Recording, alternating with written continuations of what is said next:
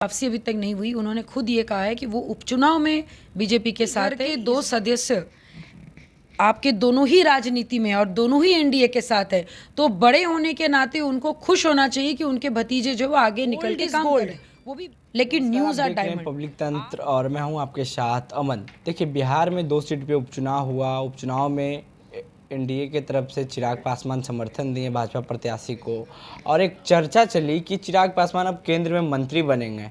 तो सवाल बस यह खड़ा होता है कि अगर वो केंद्र में मंत्री बनेंगे तो पशुपति चाचा क्या करेंगे, तो वो भी अलायंस में है एनडीए का। तो देखिए, आज हम बातचीत करें का ये जो संबंध है अब कहीं निखरेगा प्यार में। देखिए, सबसे बड़ी बात यह है कि अगर आपको सही में बड़ी जंग जीतनी है, अगर आपको बिहार के विकास के लिए काम करना है, तो मुझे लगता है कि ये पर्सनल एजेंडा को कुछ समय के लिए साइड में रखना पड़ेगा। और मुझे ऐसा लगता है कि हमारे राष्ट्रीय अध्यक्ष जी इतने ज़्यादा सुलझे हुए इंसान हैं कि उनके तरफ से तो डेफिनेटली ऐसा कुछ है नहीं। एनडीए में उनकी वापसी हुई कि नहीं हुई वो तो बात की बात है। अभी फ़िलहाल हम लोग उपचुनाव में एनडीए के साथ है। मैं आपको दोबारा बोल दे रही हूँ कि एनडीए में वापसी अभी तक नहीं हुई। उन्होंने खुद ये कहा है कि वो उपचुनाव में बीजेपी के साथ है। इस बार एनडीए में कौन प्रत्याशी होगा वो तो समय ही आपको बताएगा, जो आपका कुर्नी में 5 दिसंबर को होने वाला है। अब रही बात व्यक्तिगत सवाल, जिसमें आप पशुपति चाचा जो उनके हैं और जो मिनिस्ट्री पद में हैं अभी, मेरा ये कहने का मतलब है कि आप जब काम करते हो, आपको जो ओहदा दिया जाता है, आपको जो मिनिस्टर चुना जाता है, किस लिए चुना जाता है? बिहार वासियों के सेवाओं के लिए। कहाँ आपने आज तक देखा उनको कुछ आगे बढ़ के काम करते हुए? और जब एक ही घर के 2 सदस्य आपके दोनों ही राजनीति में और दोनों ही एनडीए के साथ है, तो बड़े होने के नाते उनको खुश होना चाहिए कि उनके भतीजे जो वो आगे निकल के काम करें, वो भी बिना कोई पद का। तो ये तो उनको पहल करना चाहिए ना कि नहीं भाई मैं भतीजे का साथ दूं, या फिर वो आगे बढ़े तो मैं उनका साथ दूं। वो तो हमेशा से यही बोलते आ रहे कि मेरे पिताजी के निधन के बाद अगर कोई घर के गार्जियन है वो हमारे चाचा जी हैं। अब रही बात पर्सनल एजेंडा की कि वो लोग कैसे मिलेंगे नहीं मिलेंगे, ये डेफिनेटली हम लोग उनके परिवार के ऊपर छोड़ते। लेकिन अगर मैं पॉलिटिकली बात करूँ तो 2 पैरेलल लाइन एक साथ कभी भी मिल नहीं सकता। अगर मैं पॉलिटिकली बोलूँ तो वो आरएलजेपी में है और ये एलजेपी रामविलास में।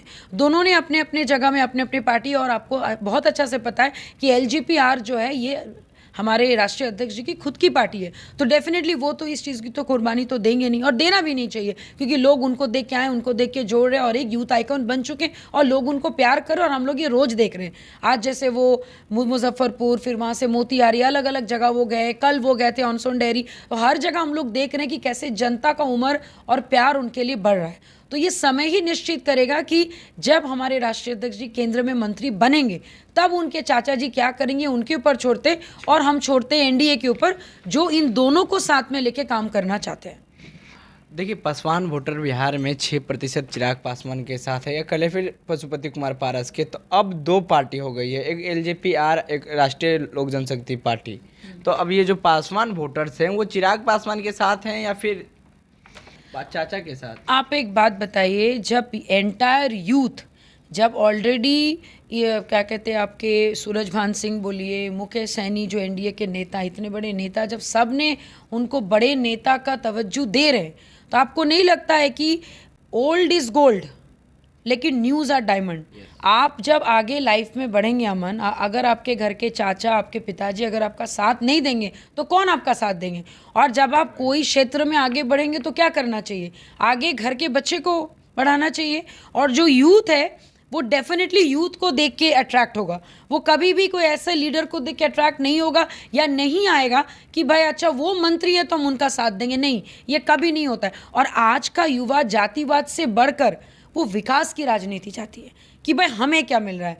आप एक बात बताइए, 22-23 साल के लड़के, युवक युवती को क्या चाहिए? अच्छी नौकरी, अच्छी शिक्षा।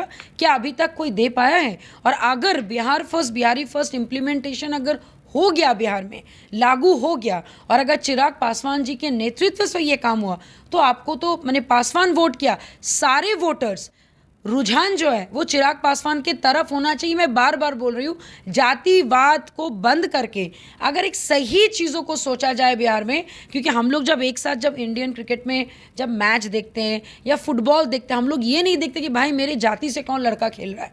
हम लोग तब क्या देखते हैं? Indian team. तो ये टीम बन के काम करना होगा। आप चाहे वो RLJP हो, LJP हो, NDA हो, अगर सही में आप लोग क्या कहते हैं बिहार का विकास चाहते हैं तो आपको ये सोचना पड़ेगा बड़े लेवल पर, क्योंकि अगर जगह ही नहीं बचेगा, अगर लोग ही नहीं बचेंगे, अगर शराब ही बंद नहीं होगा, अगर एडुकेशन ही नहीं आएगा, अगर स्वास्थ्य ठीक नहीं होगा, तो काहे की राजनीति।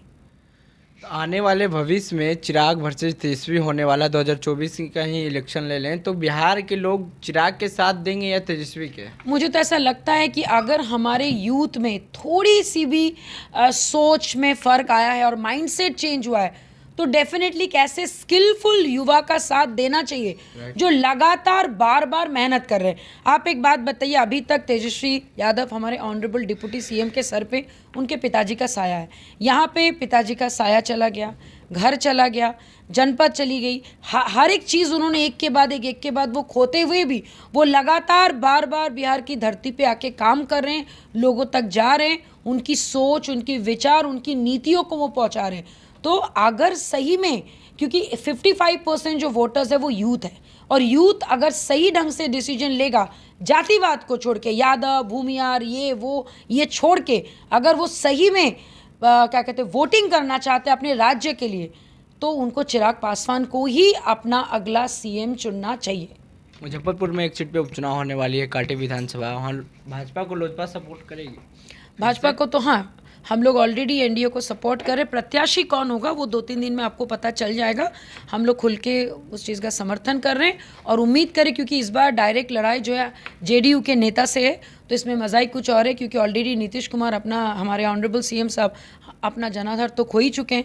आप आगे देख, जनाधार खो चुके, एकदम डेफिनेटली खो चुके हैं। आप देखिए मोकामा में जब आनंद सिंह जी जीते तो वो पर्सेंट सेंट्रिक जीत था, वो व्यक्तिगत जीत था।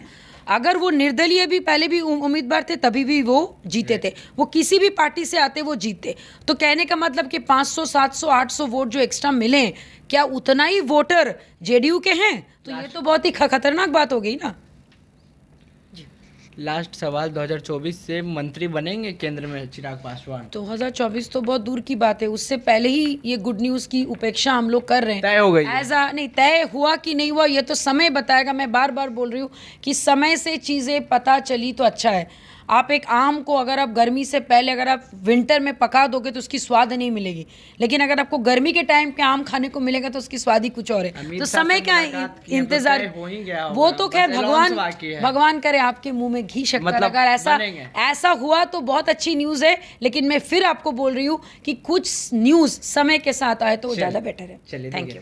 तो देखिए, अभी हमारे साथ बातचीत कर रहे थे लोजपा R के प्रवक्ता।